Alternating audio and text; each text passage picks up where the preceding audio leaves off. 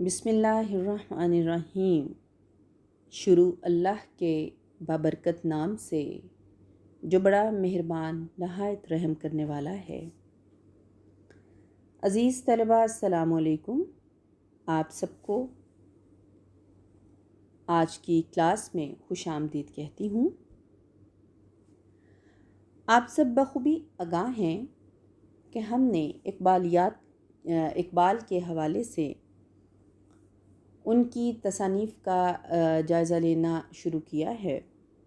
اس سلسلے میں ہم نے پہلا حصہ جو ہے وہ میں نے مختص کیا تھا اقبال کی شعری تصانیف کے حوالے سے، اور اس ضمن میں نے فارسی اور اردو تصانیف کی تمام تفصیلات آپ کو بہم پہنچائیں تاکہ آپ کسی بھام کا شکار نہ رہیں، اس لیے میں نے شعری تصانیف کو الگ کر دیا۔ اس کے بعد نثری تخلیقات کو میں نے الگ ایک لیکچر میں سمونے کی کوشش کی ہے تاکہ آپ کو کسی قسم کا کوئی بھام نہ ہو، کوئی ذہنی رکاوٹ پیش نہ آئے اور کسی قسم کی مشکل نہ ہو۔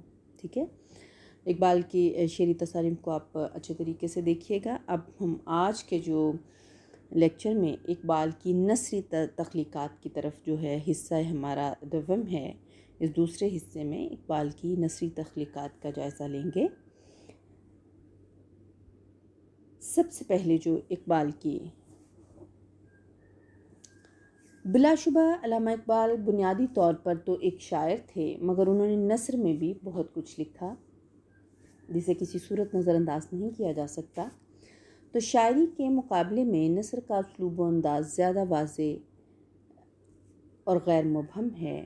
ان کے تحریری آثار میں شعر اقبال کی طرح نثر اقبال بھی برابر کی اہمیت رکھتی ہے، اور ان کی شخصیت اور فکر و فن کی تفہیم کے لیے نثر اقبال کا مطالعہ بھی ازب ضروری ہے۔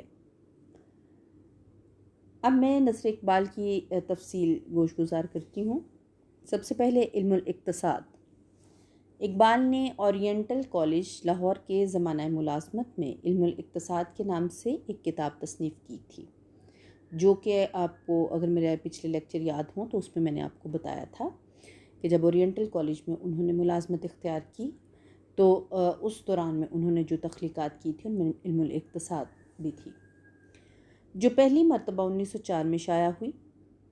اپنے زمانے میں بلا شبہ یہ کتاب علامہ اقبال کا ایک علمی کارنامہ تھا، لیکن آج یہ جدید معاشیات کے طلباء کے لیے اتنی معاون اور سود مند نہیں رہی۔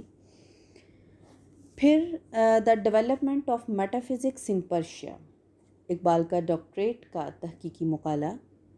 یہ مقالہ 1908 میں اس عنوان بالا کے تحت لندن سے شائع ہوا۔ اس پر 1907 میں میونخ یونیورسٹی جرمنی نے انہیں پی ایچ ڈی کی ڈگری عطا کی تھی۔ یہ تمام تفصیلات میں نے پہلے بھی آپ کو بتا دی تھی۔ کیمبرج کے زمانہ طالب علمی میں انہوں نے جو مقالہ لکھا تھا، یونیورسٹی کی اجازت سے وہی مقالہ نظر ثانی و ترامیم کے بعد میونخ یونیورسٹی میں پی ایچ ڈی کی ڈگری کے لیے پیش کر دیا۔ علامہ اقبال کے خیال میں اب اس کتاب کی کوئی خاص اہمیت نہیں رہی تھی، مگر علامہ اقبال کے ایک محقق سید اختر درانی نے اسے بہت اہمیت دی۔ ان کے بقول یہ کتاب بے حد اہم ہے، چونکہ ان کی باقی اور بعد میں آنے والی کتابیں تو ایک لحاظ سے اقبال کی آؤٹ پٹ یا حاصل ہیں، جبکہ یہ مقالہ ایک طرح سے ان کی ذہنی اور حکیمانہ ان پٹ کا مظہر ہے، یعنی وہ غذا یا اس کا ایک حصہ جس کے نتیجے میں اقبال کے فکر و نظر کے دلکش اور سدا بہار پھول برسوں کے بعد کھلے اور پھولے۔ اس کے بعد انگریزی خطبات۔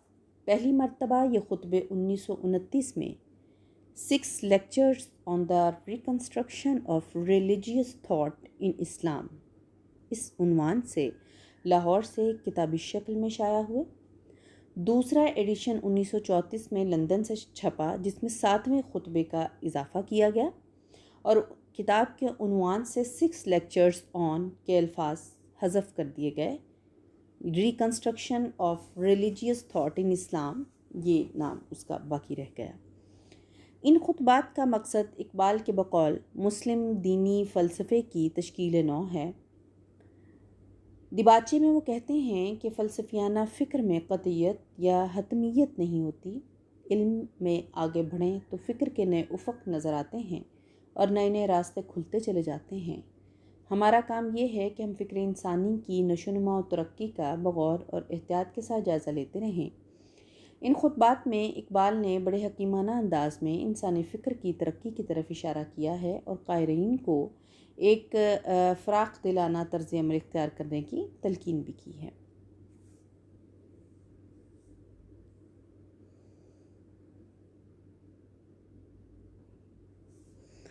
پھر ہے اسٹرے ریفلیکشنز۔ اپریل 1910 میں علامہ نے ایک ذاتی بیاض یعنی ایک نوٹ بک آپ کہہ سکتے ہیں اس کو، اس میں اپنے بعض خیالات یا اپنے سوچ بچار کے نتائج مختصراً قلم بند کرنا شروع کیے تھے۔ 1961 میں ان کے فرزند ڈاکٹر جاوید اقبال نے اسے علامہ اقبال کے کلمی جو ترکے سے نکال کر مرتب کر کے شائع کر دیا۔ جاوید اقبال کے مطابق اس بیاض میں اقبال کے ذہن کی توانائی، ہمہ گیری اور خلاقی کی جھلک نظر آتی ہے۔ ان شذرات میں بعض موضوعات، بعض شخصیات، اسی طرح بعض کتابوں، تاریخی واقعات پر اقبال کے تبصرے ان کی ذہنی اور فکری سرگزشت کا ایک اہم ماخذ ہیں۔ پہلے ایڈیشن میں 125 شذرات شامل تھے، بعد کے ایڈیشنوں میں ان کی تعداد زیادہ ہے۔ تازہ تر ایڈیشن اضافہ شدہ ہے اور اس میں شذرات اقبال کے 10 نوشت جو عکس ہیں وہ بھی شامل کیے ہیں، جن میں ان کے ایک طرح سے ہاتھ کے لکھے ہوئے عکس بھی ہیں۔ اس کے بعد ہیں تاریخ تصوف۔ علامہ نے ایک زمانے میں تاریخ تصوف پر بہت کچھ لکھنا شروع کیا، پھر غالباً اس موضوع پر انہیں دلچسپی نہ رہی اور یہ کتاب نہ تمام رہ گئی۔ 2 ابواب لکھے تھے، وہ کاغذات میں پڑے رہ گئے۔ پروفیسر صابر نے انہیں تعارف اور حواشی کے ساتھ مرتب کر کے 1985 میں شائع کر دیا۔ بیدل ان دا لائٹ آف برگسون۔ علامہ نے کسی وقت یہ مضمون لکھ کر رکھ دیا اور اسے شائع کرانے کی ضرورت محسوس نہ کی۔ ڈاکٹر تحسین فراقی نے 1988 میں اسے مرتب کر کے ایک تفصیلی مقدمے، حواشی و تعلیقات اور ترجمے کے ساتھ شائع کیا۔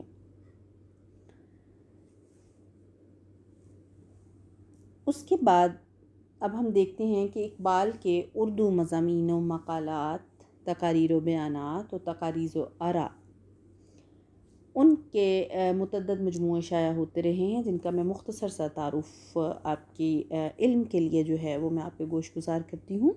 بہت زیادہ باریکی والی معلومات اگر آپ کے لیے مشکل ہوں تو ان میں جو ہے وہ آپ پریشانی کا شکار نہ ہوئیے گا۔ میں آپ کے میرا مقصد جو ہے وہ آپ کو اقبال کے حوالے سے ان کتابوں کے بارے میں اور ان تفصیلات کے بارے میں آگاہ کرنا ہے تاکہ آپ کے علم میں اضافہ رہے۔ تو مضامین اقبال، یہ مرتب تصدق حسین تاج، انہوں نے 1943 میں اس مجموعے میں اقبال کے 14 نثر پارے شامل ہیں، جن میں سے تقریباً نصف ان کی انگریزی تحریروں کے اردو ترجمے ہیں۔ اقبال کی نثر کو جمع اور مرتب کرنے کی ایک ابتدائی کوشش تھی۔ اس کا دوسرا ایڈیشن کئی سال بعد اضافوں کے ساتھ شائع ہوا۔ مقالات اقبال، یہ مرتب ہیں عبدالواحد معینی، محمد عبداللہ قریشی۔ اس مجموعے کے تباول میں کل 24 نثر پارے شامل ہیں، بعض مضامین انگریزی سے ترجمہ کیے گئے ہیں، کچھ متفرق تحریریں بھی شامل ہیں۔ افسوس ہے کہ تدوین میں خاطر خواہ احتیاط نہیں کی گئی، اس لیے متن میں خاصی غلطیاں بھی پائی جاتی ہیں۔ اقبال کے نثری افکار، اس کے مرتب جو ہیں وہ عبدالغفار شکیل ہیں۔ اس مجموعے میں مضامین اقبال اور مقالات اقبال کے تقریباً جو ہیں وہ سبھی نثر پارے شامل کر لیے گئے ہیں۔ بعض تحریریں انوار اقبال، اقبال نامہ اور حرف اقبال سے لی گئی ہیں۔ بعض یہ چیزیں جو ہے وہ ایک طرح سے اس میں جمع کی گئی ہیں۔ گفتار اقبال، اس کے مرتب ہیں محمد رفیق افضل۔ روزنامہ زمیندار اور روزنامہ انقلاب کے صرف ان شماروں سے جو research society of Pakistan Punjab university کی لائبریری میں محفوظ تھے، اقبال کی تقریروں بیانات کو جمع کیا گیا ہے۔ کل نثر پاروں کی تعداد 117 ہے۔ آخر میں مفصل اشاریہ بھی ملتا ہے۔ نگارشات اقبال، مرتب ذیب النساء، علامہ اقبال نے مختلف اصحاب کی کتابوں پر دیباچے یا تقاریض تحریر کیں یا کسی رسالے یا شخص یا تنظیم کے بارے میں آراء ظاہر کیں۔ ان میں علامہ اقبال کی اپنی کتابوں پر ان کے وہ دیباچے بھی شامل ہیں جو اسرار خودی اور رموز بے خودی کے مابعد ایڈیشنوں سے خارج کیے ہوئے، یا اپنی بعض نظموں پر ان کے تمہیدی نوٹ جو زیادہ تر مخزن میں منظومات کے ساتھ شائع ہوئے۔ اس مجموعے میں ایسی جملہ تحریریں جمع کر دی گئی ہیں۔ ان نثر پاروں کے تعارف کے ساتھ ایک مفصل مقدمے میں ان کی اہمیت پر بھی روشنی ڈالی گئی ہے۔ انگریزی مضامین و مقالات کو اگر دیکھتے ہیں تو speeches, writing and statement of Iqbal, اس کے مرتب ہیں لطیف احمد شروانی۔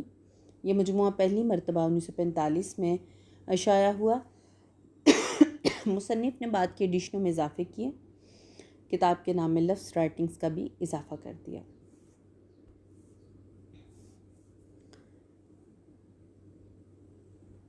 اس کے بعد ہے thoughts and reflection of Iqbal. یہ مرتب ہیں عبدالواحد معینی۔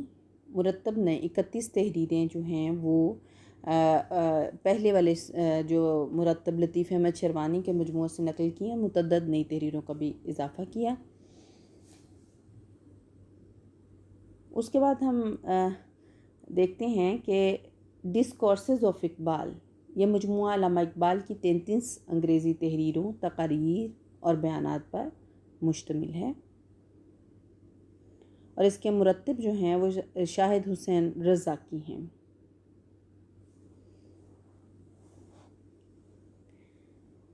اب ہم دیکھتے ہیں مکاتیب کے مجموعے۔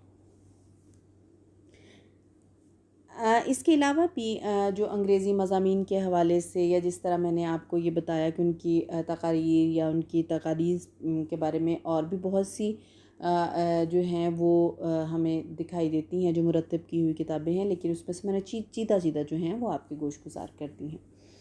مکاتیب کے مجموعے بھی میں نے سارے مکمل جو ہیں وہ آپ کی سہولت کے حوالے سے چیدہ چیزیں جو ہیں وہ آپ کے سامنے رکھی ہیں، تاکہ صرف نثر کے حوالے سے میں بات کر رہی ہوں کہ جو ان کی نثری تخلیقات ہیں، مکاتیب ہیں، ان کی تقاریض ہیں، ان کے مضامین ہیں، تو وہ ایک طویل فہرست ہے جن میں سے میں نے بہت کچھ آپ کے گوش گزار کر دیا۔ اس کے علاوہ بھی کچھ اور چیزیں بھی موجود ہیں۔ تو اقبال کے خطوط ان کے خیال اور فکر و فلسفہ کی شرح و وضاحت میں ان کی شعری تصانیف سے کم اہم نہیں ہیں۔ اقبال کی ذاتی زندگی کے نشیب و فراز، رجحانات طبع، ان کی حکیمانہ سوچ اور ان کی جذباتی کیفیتیں ان کے خطوط میں خاصی تفصیل کے ساتھ موجود ہیں۔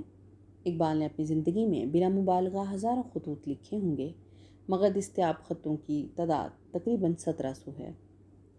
تاحال مکاتیب اقبال کے جو ہیں وہ کچھ مجموعے جو ہیں وہ میں آپ کے ساتھ شیئر کرتی ہوں۔ شاد اقبال اس کے مرتب محی الدین قادری زور ہیں۔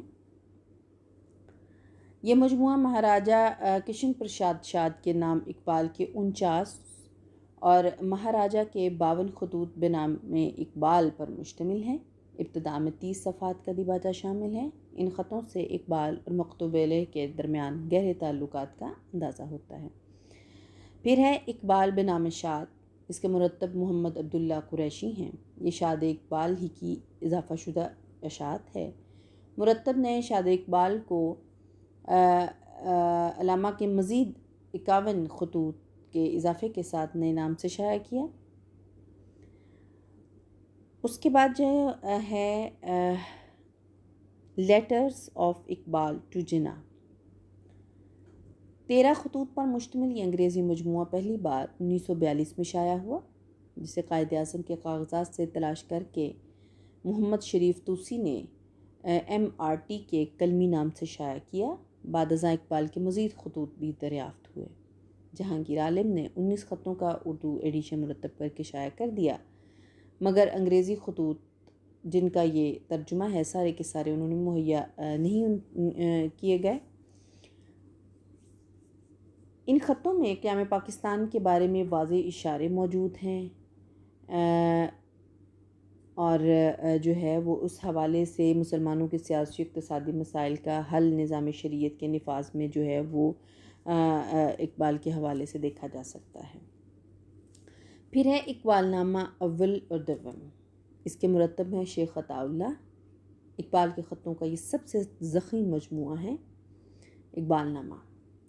حصہ اول میں 266 اور حصہ دوم میں 186 خط شامل ہیں۔ دیباچہ نواب حبیب الرحمن خان شیروانی کے قلم سے ہے۔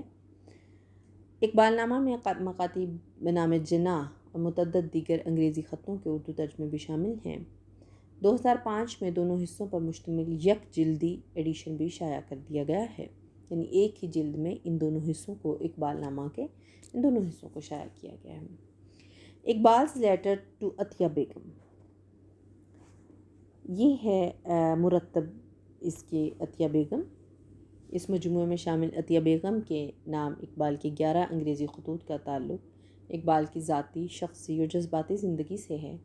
یہی ان خطوں کی اہمیت ہے۔ اس مجموعے میں خطوں کے جو ہے وہ ان کے دستخط کا عکس بھی شامل ہے۔ ان مجموعوں کے 3 اردو ترجمے جو ہیں وہ ضیاء الدین احمد برنی، منظر عباس نقوی اور عبدالعزیز خالد شائع ہو چکے ہیں، اور ضیاء الدین احمد برنی کے ترجمے میں عطیہ بیگم کی ڈائری کے اوراق بھی ہیں جن سے ان خطوں کی وضاحت ہوتی ہے۔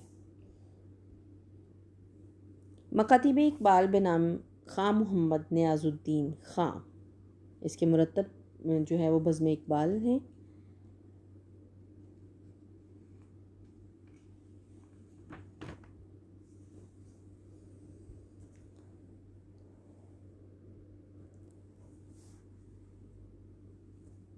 اقبال کے بے تکلف دوست خاں محمد نیاز الدین خاں کے نام اقبال کے بہت زیادہ خطوط کا یہ مجموعہ پہلے پہل بزم اقبال لاہور نے شائع کیا، بعد میں کئی ایڈیشن شائع ہوئے۔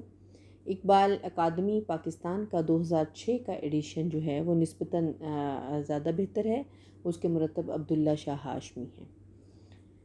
پھر ہے مکتوبات اقبال، مرتب اس کے نذیر نیازی۔ اس مجموعہ میں ہر خط کے پس منظر کے ساتھ متن کے وضاحت طلب امور کو بھی حد الامکان اختصار کے ساتھ واضح کر دیا گیا ہے۔ پس منظر کے ذیل میں اقبال سے مرتب کی متعدد ملاقاتوں اور اقبال کی گفتگوؤں اور فرمودات کو بھی محفوظ کر دیا گیا ہے۔ اقبال کی بیماری کی کیفیات اور علاج معالجے کا خاص ذکر ملتا ہے۔ اس کے علاوہ اہم ملکی، ملی، علمی اور اجتماعی امور پر بھی اظہار خیال ملتا ہے۔ پھر ہے انوار اقبال، اس میں جو ہے وہ اس کے مرتب ہیں محمد عبداللہ قریشی۔ اس کے بعد خطوط اقبال ہیں، اس کے مرتب رفیع الدین ہاشمی ہیں۔ 111 ایسے اردو، انگریزی اور عربی خطوط پر مشتمل ہے جو سابقہ مجموعوں میں شامل نہیں یا ان کا متن جو ہے اس میں کوئی رد و بدل ہو۔ ابتدا میں 36 صفحات کا ایک مقدمہ بھی شامل ہے اور حواشی و تعلیقات بھی دیے گئے ہیں۔ آخری حصے میں خطوں کے ماخذ پر بحث ہے، اشاریہ بھی شامل ہے۔ ڈاکٹر سید عبداللہ نے پیش لفظ میں مرتب کی کاوش کو سراہتے ہوئے اس مجموعے کو اقبالیات کے ضمن میں ایک گراں بہا کوشش قرار دیا گیا ہے۔ خطوط اقبال، پھر ہے کلیات مکاتیب اقبال،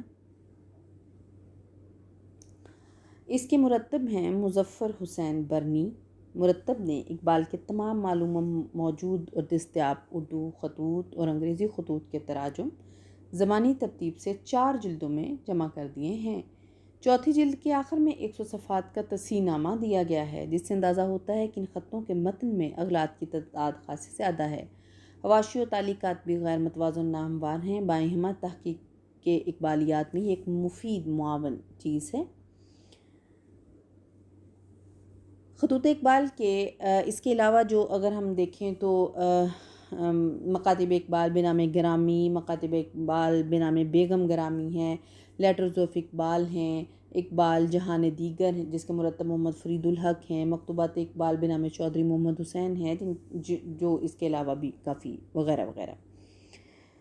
تو خطوط اقبال کے مذکورہ بالا جتنے میں نے آپ کو گوش گزار کیا، آپ کے مجموعوں کے علاوہ بھی علامہ کے بہت سے مکاتیب مختلف رسالوں، بعض کتابوں کے ذریعے وقتاً فوقتاً شائع ہو کر سامنے آئے، اور اس سے اندازہ ہوتا ہے کہ اقبال کے مکاتیب کے حوالے سے ایک بڑا خزانہ ہے جو ہمارے اردو ادب میں شامل ہے، جو اقبال کی نثری تخلیقات کے ضمن میں ہمارے سامنے آتا ہے۔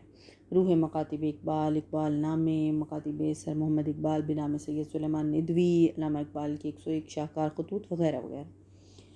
تو اقبال کے حوالے سے، ان کے خطوط اور مکاتب کے حوالے سے ایک طویل فہرست ہے۔ تو اہم اور چیدہ میں نے آپ کے علم کے لیے آپ کے گوش گزار کیے۔ اب ہم ملفوظات اقبال کی طرف آتے ہیں۔ یوں تو اقبال کے فرمودات ان کی مختلف تقریروں کی صورت میں چھپ چکے ہیں، اور پہلے بھی جیسا کہ میں نے آپ کو ابھی پیچھے بھی تھوڑا تذکرہ کیا، مگر فرمودات کی ایک نوعیت ان کے ملفوظات کی بھی ہے۔ یہ ملفوظات ان کی وہ گفتگویں ہیں جو انہوں نے کسی جلسے کے سٹیج کے بجائے نسبتاً بے تکلفانہ ماحول اور نجی محفلوں میں اپنے ملاقاتیوں اور حاضر و موجود احباب کے سامنے کی۔ اس سماعی متن کو ان کی صحبتوں سے فیض اٹھانے والے قلم بند کر کے محفوظ کرتے رہے، یعنی جو ملاقات ہوئی، بیٹھے، جو سنا اقبال سے، اس کو آ کر نوٹ کر لیا۔ علامہ اقبال کے ایسے ملفوظات پر مشتمل جو ہے وہ کتابیں بھی شائع ہو چکی ہیں، جن کے بارے میں یہ میں نے آپ کے سامنے پیش بھی کیا۔ ملفوظات مرتب محمود نظامی، پھر ہے روزگار فقیر سید وحید الدین، اقبال کے حضور مرتب سید نذیر نیازی، اس میں روز نامچے کے صورت میں اقبال کے حضور نشستوں گفتگوؤں کا تذکرہ ہے۔ اقبال کے ہم نشین مرتب پروفیسر صابر ہیں، یہ کتاب اقبال سے مختلف افراد کی ملاقاتوں اور ان سے ہونے والی گفتگوؤں پر مشتمل چھوٹے بڑے 66 مضامین پر مشتمل ہے، اور کہیں کہیں جو مرتب نے راویوں کا تعارف اور بعض مقامات پر حواشی بھی دیے ہیں، اور بعض مضامین مصنفین کی کتابوں آبیتیوں مضامین سے اخذ کیے گئے ہیں۔ پھر ہے مجالس اقبال مرتب جعفر بلوچ ہیں، یہ مجموعہ 22 ایسے ملفوظاتی مضامین اور مصاحبوں پر مشتمل ہے جو ملفوظات کے سابقہ مجموعوں میں موجود نہیں ہیں۔ اس کے بعد ہم دیکھتے ہیں درسی کتب۔ علامہ نے اسکولوں کے مختلف درجوں کے لیے حسب ذیل نصابی کتابیں مرتب کی تھیں، جس میں آئینہ عجم یعنی میٹرک کے نصاب کے مطابق منتخب فارسی نظم و نثر کا مجموعہ ہے یہ، اور اقبال کی وفات کے بعد بھی کئی برس تک یہ مجموعہ شامل نصاب رہا تھا۔ پھر ہے اردو کورس، یہ 5ویں جماعت کے لیے، اردو کورس 6ٹھی جماعت کے لیے، اردو کورس 7ویں جماعت کے لیے، اردو کورس 8ویں جماعت کے لیے، اور یہ تمام درسی کی کتب جو ہیں بارہا شائع ہوتی رہیں اور برطانوی ہندوستان کے مختلف صوبوں، پنجاب، یو پی، دہلی، مدراس وغیرہ کے اسکولوں میں نصابی کتابوں کے طور پر پڑھائی جاتی رہیں۔ تو عزیز طلباء، یہ تو جو ہے وہ اقبال کی وہ نثری تخلیقات تھیں جن کو نکات کی شکل میں نے آپ کے سامنے پیش کیا۔ ان میں جو نثری کتب ہیں، ان میں مکاتیب کے مجموعے ہیں، ملفوظات ہیں، ان کی تقاریض، تقریریں، ان کے مضامین، اور پھر ان کی درسی کتب۔ تو اقبال کے تخلیقات کا ایک وسیع خزانہ ہے، ایک بہت بڑا دائرہ کار ہے، جن میں اقبال نے اپنے تصورات، اپنے افکار، اپنے پیغامات کو اپنی نسل نو تک پہنچانے کی کوشش کی ہے۔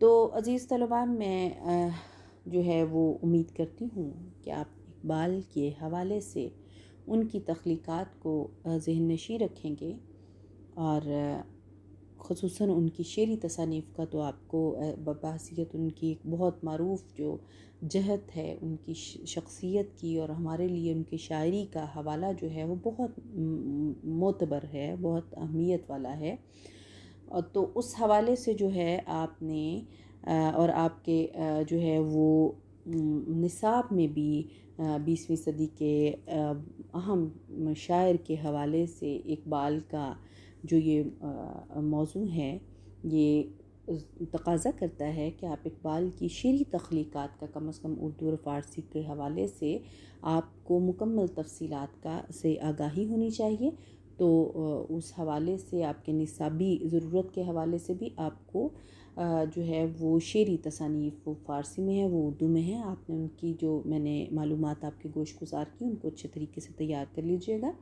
باقی میں نے ان کی نثری تصانیف اور ان کے مضامین اور ان کی درسی کتب اور ان کے ملفوظات بھی آپ کے گوش گزار کر دیے ہیں تاکہ آپ کے علم میں اضافہ ہو سکے. اس کے ساتھ ہی آپ مجھے اجازت دیجیے، اگلے لیکچر میں آپ سے ملاقات ہوگی. تب تک کے لیے بہت شکریہ. اللہ حافظ.